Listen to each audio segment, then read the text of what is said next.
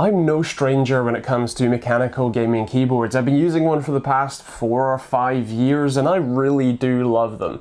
There's definitely a number of options that I'm not a massive fan of, but when someone comes to me and says, hey, we've got a brand new mechanical gaming keyboard that is literally completely different from every other one, first of all, I'm generally quite skeptical, but also I jump at the opportunity because this should be pretty interesting. This is the Corsair K70 RGB MK.2 low profile, and the low profile bit is really the biggest kind of key selling point here, as this actually features what is exclusive to Corsair for, I believe, a fair while, the speed version of the Cherry's new low profile switches. So let's take a look at it. Now, for all intents and purposes, this is a standard Corsair K70 RGB MK.2 minus obviously the switches and keycaps. You still have the media controls up the top right hand side, including the metal sort of volume scroll knob, which is really very nice. You also still have the RGB Corsair logo in the middle, and you have your profile switching and brightness switching and Windows lock buttons at the top left as well.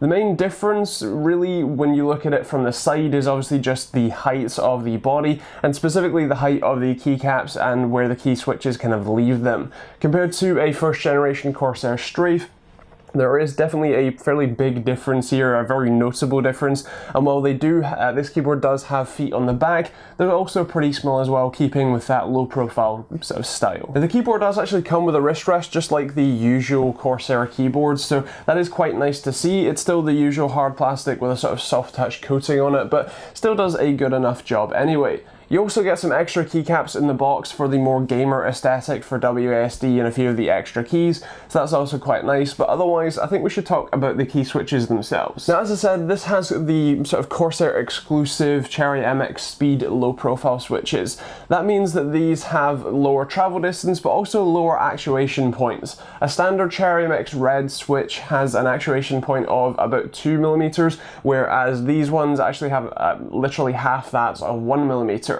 You also have, I think, about an extra millimeter less of travel distance on these, which is actually fairly similar to the standard size Cherry MX Speed switches, but at the same time, mostly these being a good bit smaller and a good bit more low profile. You can see that they still have a usual Cherry compatible stock, so if you were kind of crazy and wanted to put a standard keycap set on this, I believe that you can, so that is quite cool, but at the same time, the keycaps that do come with it are a lot more like your standard chiclet style keys and a lot flatter, but also a lot lower and a lot smaller as well. So again, if you want a low profile and in theory more comfortable typing experience over long periods of time, then this could be a pretty nice option. And just before we jump into typing and gaming experience on this, I want to cover a couple of extra features the keyboard has. It still has a full USB 2 pass-through, which actually not only is the pass-through there on the top of the keyboard, great for, you know, easily installing memory sticks or whatever if you need to, but also has a second USB cable as well, which actually they have really nice soft touch plastic on now, so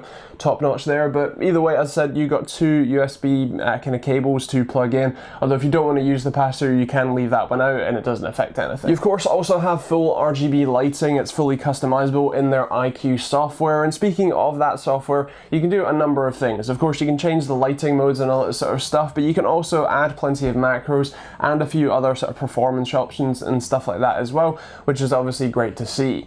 The keyboard has, they quote, 8 megabytes of built-in storage, which basically means that any macros and lighting profiles you set up will be stored to the keyboard and not just to the software, which is also great too. Right, so now you've had a tour of the keyboard, you've had a tour of its features, let's talk about the typing and gaming experiences. Now, typing on the keyboard is actually kind of interesting. I'm used to Cherry MX Brown switches, so I'm used to a level of tactile feedback and a level of travel distance and all that sort of stuff. So to have this keyboard is definitely a change. It's something that I could fairly easily get used to, and what's funny is that while I don't personally like Cherry MX Speed switches or Reds normally, this keyboard with its lower travel distance and obviously lower actuation point actually made it a bit more of a usable and enjoyable experience for me. While I'm not going to be switching to this because I still prefer Cherry MX Browns overall, this is actually a very nice typing experience for me and I can highly recommend it. The low profile nature of the keyboard is actually really quite nice. I felt that it was a little bit more comfortable than usual, although for me I have a wrist rest that's nice and plump but also soft, so it kind of negates the effects of the higher keyboard there. And I generally always type with the feet up anyway, so for me that kind of slightly negates some of the benefits, but at the same time I've definitely noted in the past stuff like like the Razer Black Widow Chroma X, that one was just too high for me, so having a low profile keyboard is actually surprisingly pretty nice. And of course we have to talk about gaming on it too. This was actually a really nice experience, and as I said, while I'm not going to be switching to this because my setup is what I prefer personally and is plenty comfortable, this one actually was just a tiny bit more comfortable, a little bit less restrained from pulling my hand back and lifting it up, so I was actually very impressed. I had no problems with the keyboard in terms of its actuation point or travel distance, and while I did notice it, it was actually even potentially a little bit better than usual, just because you get that quicker actuation point, and so can get a few more actions per minute if you fancy, or generally just a bit more of responsive movement in games. So do I recommend this keyboard? Well, it's pretty nice. It's certainly a unique typing experience compared to a standard Cherry MX or whatever else kind of mechanical keyboard, so it's something that you might need to get used to, but if you're interested in a slightly more comfortable experience and potentially, I guess, a little bit easier portability just because it's a bit slimmer and that sort of stuff, although obviously it's still a full-size keyboard, not 10 keyless or 60% or whatever, but if you want that as an option, if you want the Corsair IQ software and plenty of Bright Rgb, then it is quite cool.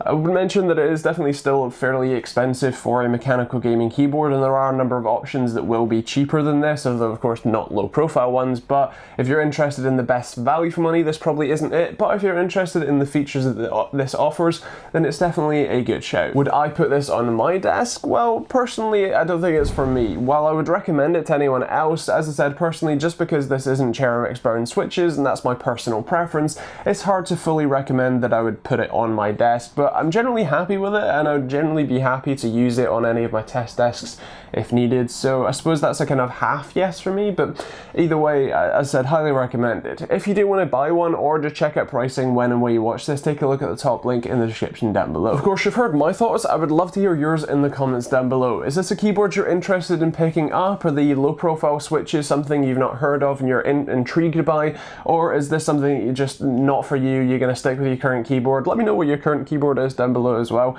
But otherwise, yeah, feel free to let me know. If you've got any questions, also leave those down there too. If you want to support the channel and keep me making these videos on a Monday, Wednesday and Friday basis with live streams on Thursday nights, then you can check out the links in the description down below as well. There's Amazon and Overclockers UK affiliate links.